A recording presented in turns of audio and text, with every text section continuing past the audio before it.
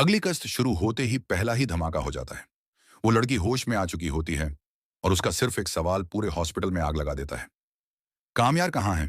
ये सुनते ही आयरा के पैरों तले जमीन खिसक जाती है, क्योंकि यही वो लम्हा था जिससे वो सबसे ज्यादा डर रही थी। पुलिस फौरन हरकत में आ जाती है और कुछ ही मिनटों में ये खबर कामयार तक पहुंच जाती है। कामयार समझ जाता है कि अब खेल अपने आखिरी मोड़ पर है। या तो वो पूरी तरह टूट जाएगा या फिर ऐसा सच सामने आएगा जो सबको तोड़कर रख देगा। उधर आयरा के घर में इससे भी बड़ा झटका उसका इंतजार कर रहा होता है।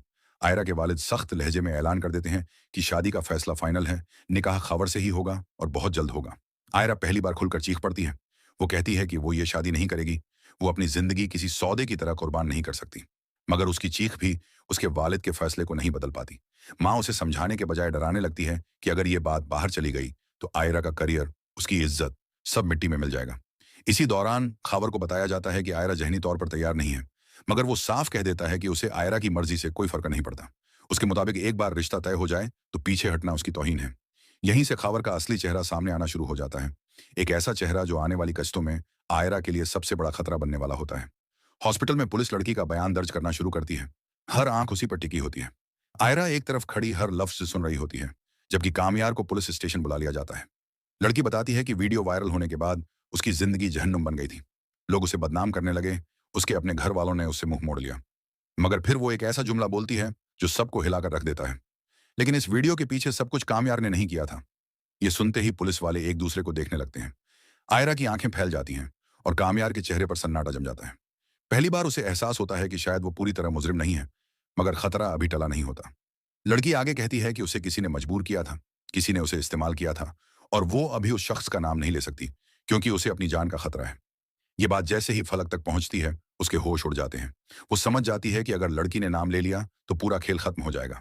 वो फौरन अगला कदम प्लान करती है और खावर की मां से संपर्क करके शादी जल्द से जल्द कराने पर जोर देती है, ताकि आयरा इस पूरे खेल से बाहर हो जाए।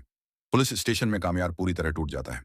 वो साफ कह देता है कि वो उस लड़की को नहीं जानता, मगर जो कुछ भी हुआ वो उसके नाम पर हुआ है और वो सजा भुगतने के लिए तैयार है, चाहे वो बेगुनाह ही क्यों ना हो।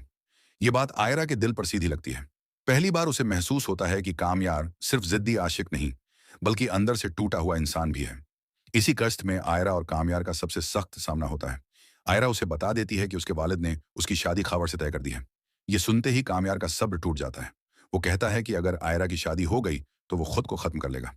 आयरा गुस्से में कहती है कि वो इस जज्बाती ब्लैकमेलिंग से थक चुकी है, मगर उसकी आंखों से गिरते आंसू उसके लफ्जों को झुठला देते हैं। कस्त के आखिर में असली धमाका होता है। वो लड़की पुलिस के सामने फलक का नाम ले लेती है और कहती है कि वीडियो के पीछे पूरा खेल उसी ने रचा था। पुलिस फौरन हरकत में आ जाती है। आयरा को यह सुनकर जबरदस्त झटका लगता है, क्योंकि वो जानती है कि फलक का कामयार से कितना गहरा ताल्लुक है। आखिरी सीन में आयरा के वालिद को पुलिस की कॉल आती है। वो कॉल सुनते ही खामोश हो जाते हैं। फोन रखने के बाद वो सिर्फ एक जुमला कहते हैं, शादी रोक दो, ये मामला अभी खत्म नहीं हुआ। अगर चाहो तो अगला कदम यह हो सकता है, उसी का यूट्यूब वॉइस ओवर वर्जन, या उससे भी ज्यादा जहरीला हाई वोल्टेज डायलॉग एडिशन, या फिर अगली किस्त की उससे आगे की प्रोडक्शन।